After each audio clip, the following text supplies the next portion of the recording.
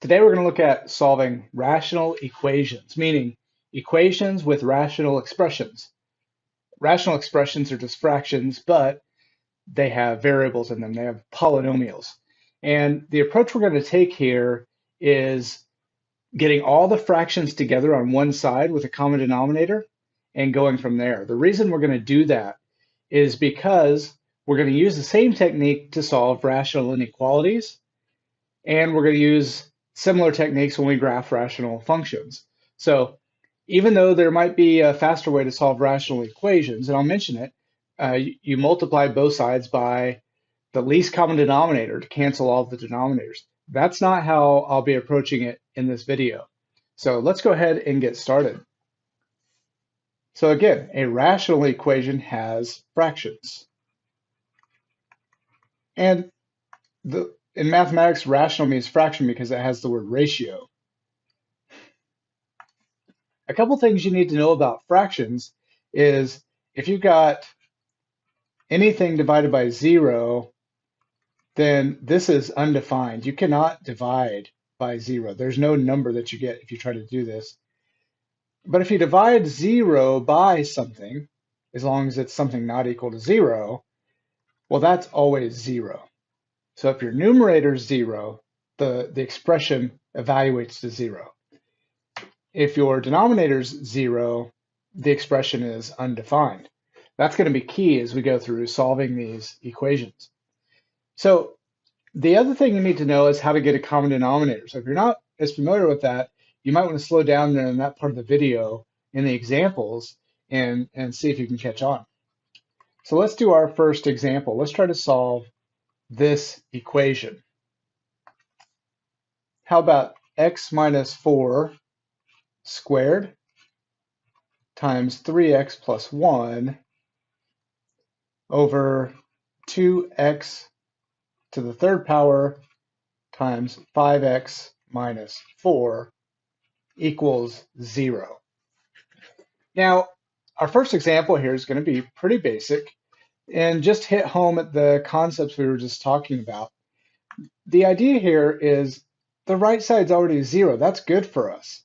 And the left side, all we have to do to solve this equation is figure out what makes the numerator equal 0 and doesn't make the denominator equal 0. So I'm going to make a note here in this step. I don't want my denominator to be 0. And the two values that would do that is if x were equal to 0, or if 5, so we don't want x to be 0, and we don't want 5x minus 4 to be 0. You can check that if either one of those are 0 and you multiply this denominator out, you'll get 0. So x can't be 0 and 5x minus 4 can't be 0. That means that x can't be, if you add 4 and divide by 5, x also can't be 4/5. So these are values we want to exclude from our potential solution. We don't want those. However, if we want to figure out what makes the expression equal to 0, we look at the numerator, right? We want the numerator to be 0. Well, in that case, x minus 4 could be 0, or 3x plus 1 could be 0. Now, the reason this is so easy is because we have 0 on one side, and this side, everything's factored for us. That's super nice. Having it factored makes it simple to identify what makes it equal 0. So x could be 4, or x could be negative 1/3. And those are both valid solutions because they're not either one of our excluded values from above. So that's a pretty basic one. Let's try something a little more involved. Let's try to solve 5 over x plus 1 equals, how about 3x over x plus 1? So this is set up a bit differently than the last one. What we want to do is get all the fractions together on one side. So we could subtract the 3x over x plus 1 fraction over, or we could subtract the 5 over x plus 1 fraction over. It doesn't really matter. Let's subtract the 3x over x plus 1 fraction. So 5 over x plus 1 minus 3x over x plus 1 equals 0. We like the 0 over here because that means all of our terms are together on the left side. We just have to combine these now, these two fractions. The good news is they have the same denominator. So all we have to do is put them together as one fraction over that common denominator and subtract the two numerators, 5 minus 3x. And now this is set up like our last example, a fraction equals 0. So we can see that our denominator, we don't want that to be 0, so x can't be -1. Our numerator equals 0 will give us our solution. So let's subtract 5 and divide by -3. And negative divided by negative is positive, and 5/3 is our solution because it is not our excluded value. So that, not too bad, right? They had the same denominator, so that made it pretty simple. Let's try another. Let's try something like, how about 6 over x equals -2 over x minus 4. So again, we want all of our fractions on the same side. So I'm going to add the fraction from the right over to the left to give us 6 over x plus 2 over x minus 4 equals 0. And now the two fractions on the left side do not have the same denominator. So this is what we're going to do. I'm going to take my 6 over x fraction, and I'm going to multiply the top and the bottom by x plus 4, or sorry, x minus 4. You'll see why shortly. One thing I want to note is by multiplying by x minus 4 over x minus 4, that's the same thing as multiplying by 1, right? Because x minus 4 over x minus 4 is just 1. And we know that multiplying by 1 doesn't change the value of what we have. So this is perfectly fine to do. You're allowed to multiply by 1. Then we take our 2 over x minus 4 fraction, and we want the denominators to match. Well, so what I'm going to do is multiply the top and the bottom of this fraction by x. And we can see that the denominators now are x times x minus 4 in both cases. So now what we get is we're going to put these together over one denominator, x times x minus 4, and on top, I'll go ahead and combine like terms. So I get 6x minus 24 plus 2x, that equals 0. And then let's just combine like terms on top. We get 8x minus 24 over x times x minus 4 equals 0. Well, we can see from our denominator that x can't be 0 or 4. And in our numerator, if we want our numerator to be 0, then add 24 and divide by 8, we can see that x is 3. So 3 is the solution because it's not either of our excluded values. So again, the key to getting a common denominator is multiplying the top and the bottom by something so that the denominators in all the fractions match. And that can take some practice. Okay, let's try another one. How about 5 over x minus 2 is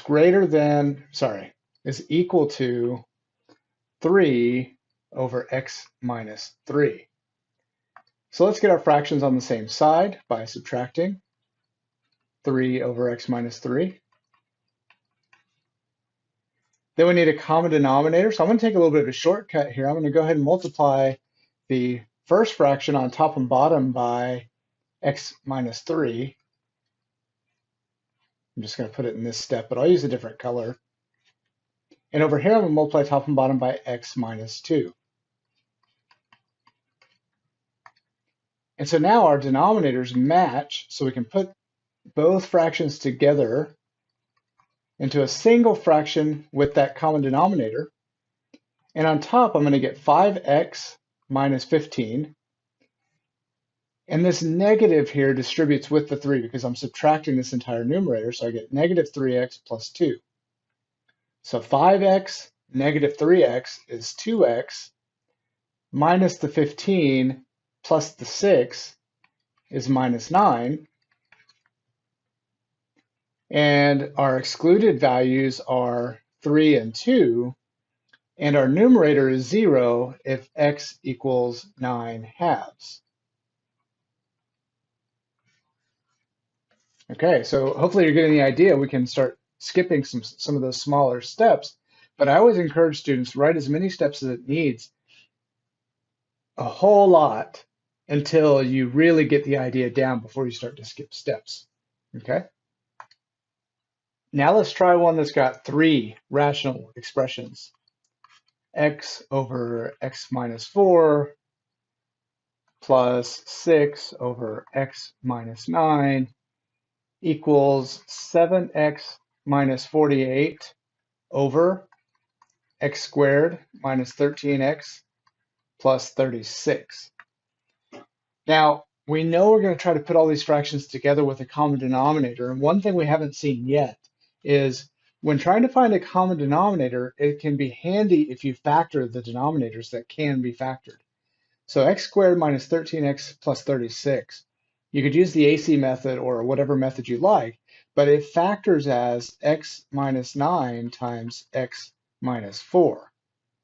That's going to be handy when we try to find a common denominator. So I'm going to subtract this fraction over x minus 4, and I can already see that this will be my common denominator. So what I'm going to do is go ahead and write in on this fraction, I'm going to multiply top and bottom by x minus 9.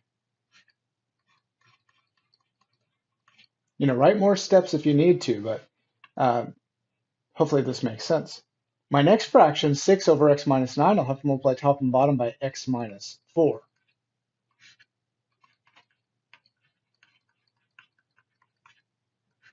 And then I'm going to subtract this entire fraction over.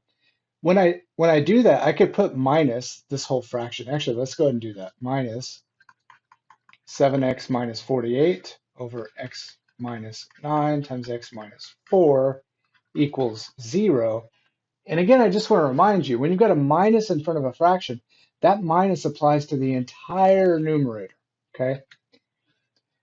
The reason I say that is because in the next step, we're going to put all these numerators together over the common denominator of x minus 9 times x minus 4. And so I get x squared. That's the only x squared term I'm going to have on top, so I'll write that down. Then I get minus 9x, and here I get plus 6x. So that's minus 3x.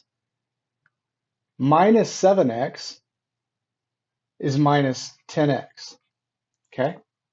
So we had minus 9x, plus 6x is negative 3, minus 7 is negative 10. Now we've used all the terms here. We get a negative 24 out of this guy, and we get a positive 48 out of that guy, so we get plus 24. All right, so now we've put everything together. Our excluded values are x can't be 9 or 4, and if we want the numerator to be 0, we need to factor this or use the quadratic formula. Well, luckily, it factors very nicely as x minus 6 times x minus 4. And we can see we get two solutions. X minus 6 could be 0, meaning x equals 6. Or x minus 4 could be 0, which means x equals 4. But we already said x can't be 4, so we throw that guy out. And we only get x equals 6. If you plug 6 in for x to the original equation, you should get a true statement. And you can see if you try to plug 4 in, well, it would cause you to try to divide by 0, which you can't even do.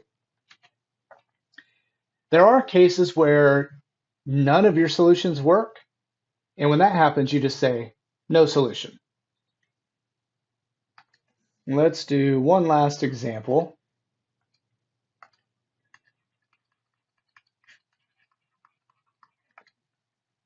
Solve the equation. 6 over x equals 11 over 3x plus 8.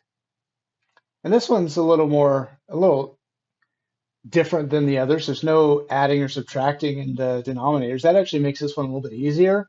But since it doesn't look the same as the others, it might throw you off a little bit. What I'm going to do this time is I'm going to subtract the 6 over x to the right because I already have two of my terms over here. So I've got 11 over 3x. And I've got this 8. What I like to do with an 8 is make it into a fraction. So I'll call it plus 8 over 1, and then finally minus 6 over x. And I want all three denominators here to match. So 3x is what I can turn all of them into. For example, on this fraction, I can multiply the top and the bottom by a 3. On this fraction, I can multiply top and bottom by 3x, because 1 times 3x is 3x. So we get 11 plus 24x minus 18. I could have probably combined the like terms there before. And that's all over the common denominator of 3x. And I can see at this step, my excluded value is 0. I don't want x to be 0 because that would make my denominator 0. And then on top, to make the fraction equal 0, to solve the equation, I'd have 24x, 11 minus 18 is negative 7. And then I can add 7 and divide by 24 to get x by itself. And the solution we get is x equals 7/24. So a couple of new things here. When you don't have addition or subtraction in your denominators, it's just multiplication. So no problem in building a common denominator. And when you have an integer or a whole number, turn it into a fraction, put it over 1, and then you can multiply top and bottom by whatever you need to get the same denominator.